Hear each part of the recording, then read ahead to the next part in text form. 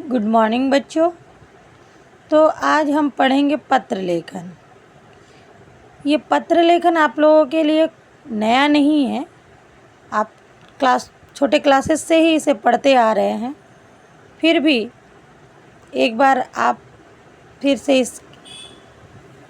इससे रूबरू हो जाए कि मान लीजिए कि पत्र लेखन, हम लोग जानते हैं कि पत्र दो तरह का होता है, एक औपचारिक, दूसरा अनौपचारिक। औपचारिक मतलब फॉर्मल लेटर, जो कि हम किसी ऑफिस वगैरह में भेजते हैं, और अनौपचारिक मतलब डोमेस्टिक लेटर, या कहे कि जो हम अपने फैमिली मेम्बर को लिखते हैं, नाते रिश्तेदारों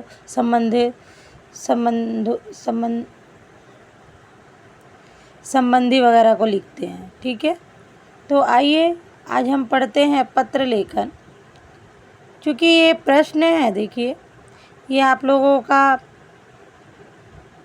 क्लास 10 में, 9 और 10 में 120 मार्क्स का 120 शब्दों में 8 मार्क्स के लिए रहेगा। ठीक है, क्योंकि ये जो प्रश्न है 2022 में आपका एग्ज़ाम में आया हुआ है। एक दिन आप किसी होटल में गए, वहाँ आपने बाल आश्रम होते हुए देखा। इसकी शिकायत करते हुए महिला एवं बाल विकास मंत्री को पत्र लिखिए। मंत्री को पत्र लिखिए, अर्थात यही हमें यहाँ पता चल रहा है, यह एक फॉर्मल लेटर है, ऑफिशियल लेटर है।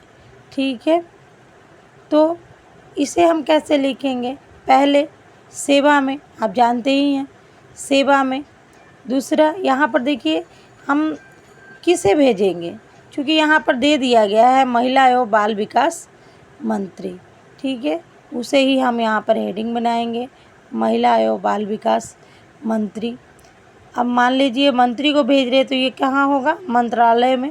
फिर हम इसका एड्रेस दिए, यहाँ तो एड्रेस नहीं दिया है, लेकिन यहाँ पर कॉमन सेंस का प्रयोग करेंगे कि इसका एड्रेस वहीं होगा, महिला एवं विकास मंत्रालय, कहाँ? नई दिल्ली के आसपास। ठीक है, ये लिख लेंगे। विषय, अब हमारा विषय क्या था? यहाँ पर बताया गया था कि बाल श्रम होते हुए देखा गया, उसकी शिकायत करने हेतु। तो हमें यहाँ पर क्वेश्चन में विषय भी मिल गया, तो हम लिखेंगे बालाश्रम की शिकायत करने हेतु। अब आरंभ करेंगे महोदय। देखिए बच्चों, ये सब का फॉर्मेट एक साइड में ही होगा। ठीक है, एक पैरेलल लाइन में। ठीक है, अब हम लोग यहाँ पर जब महोदय लिखेंगे, महोदय लिखकर थोड़ी सी दूरी बनाकर ठीक उसके थोड़े से पीछे से हम लोग लिखेंगे, और यहाँ पर हम अपना परिचय देंगे। क्यों? क्योंकि शिकायत तो आप कर रहे हैं ना, इसलिए आप अपना परिचय दीजिएगा, और आपको किस कारण से ये शिकायत है और इसकी वजह क्या है, और इससे होने वाली क्या समस्याएं हैं जिससे आप पीड़ित हैं, इसके बारे में आपको बताना है।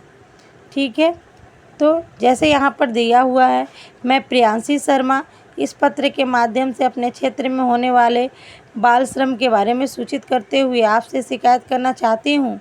जैसा कि हम सबको विदित है कि भारत के संविधान के 24वें अनुच्छेद के 14 वर्ष से कम उम्र के बच्चों से मजदूरी करवाना बाल श्रम की श्रेणी में आता है।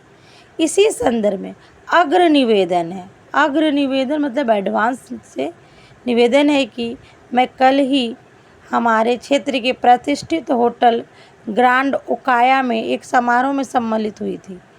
मेरा कोई ज़रूरी फ़ोन आने पर जैसे ही मैं समारोह स्थल से थोड़ा अलग हटकर पीछे की तरफ गई, तो मैंने देखा कि वहाँ पर 3-4 बालक, जिनकी उम्र लगभग 7 से 8 वर्ष के बीच होगी, ढेर सारे जूठे बर्तनों की सफाई कर में लगे हुए हैं। यह अमानवीय दृश्य देखकर मेरा हृदय पसीज गया। परिस्थितियों की नज़ाकत को देखते हुए मैंने उन श्रमिक बालकों की चुपके से कुछ तस्वीरें भी ली, जिन्हें मैं इस पत्र के साथ सबूत के तौर पर संलग्न कर रही हूँ। फिर पैराग्राफ चेंज करके लिखेंगे, महोदया, बाल श्रम हमारे देश और समाज के लिए बहुत चिंतनीय विषय है। हम भावी पीढ़ी के भविष्य को अंधकार के गर्त में जाने से तभी रोक सकेंगे जब हम बाल श्रम के विरुद्ध अपनी नैतिक जिम्मेदारियां समझकर एकजुट हों। अतः अब देखिए, जब हम लोग शिकायत कर लिए, इससे क्या होने वाली समस्या है, अर्थात हम एक जागरूक नागरिक है, उस संदर्भ में मैंने अपनी बता दिया। तब हम यहाँ पर लिखेंगे, अतः आपसे विनम्र अनुरोध है या करजोर अनुरोध है कि आप मेरे इस शिकायती पत्र पर अपने अधिकारों का प्रयोग कर तुरंत कार्रवाई का आदेश दें, ताकि मैं इन मासूम बालकों का जीवन बाल श्रम के अभिशाप से मुक्त कर सके। ठीक है, ये लिख लेंगे। फिर जब ये आपकी कम से कम, देखिए यहाँ पर बच्चों बोला गया है कि 120 शब्दों में होनी चाहिए। ठीक है, तो हम लोग लिख लेंगे उसके अकॉर्डिंग। उसके बाद यहाँ पर भवदीय लिखेंगे। भवदीय, लड़कों का होगा भवदीय, लड़कियों का होगा भवदीय। ठीक है, यह की मात्रा आ जाएगी। ठीक है, फिर आप अपना नाम देंगे, फिर आप जहाँ रहते हैं वहाँ का एड्रेस देंगे। ठीक है, कंप्लीट एड्रेस देंगे और मोबाइल नंबर देंगे, साथ ही साथ आप डेट भी देंगे। बच्चों, अगर हमें एग्ज़ाम में आएगा तो हम एग्ज़ाम का डेट ही यहाँ पर लिखेंगे। ठीक है, तो इस तरह हमारा लेटर जो है समाप्त हो जाएगा। लेटर लिखने का यही फॉर्मेट होना चाहिए बच्चों, एक ही साइड में सब एक तरफ ही होना चाहिए, सब आपका लेफ़्ट साइड में ही होना चाहिए। ठीक है, लेफ़्ट साइड में ही आपको अपना परिचय भी देना है और आपको अपना एड्रेस भी लिखना है। तो आशा करती हूँ कि आप लोग लेटर समझ गए होंगे और आपसे चाहकर भी किसी तरह की भूल नहीं होगी। धन्यवाद।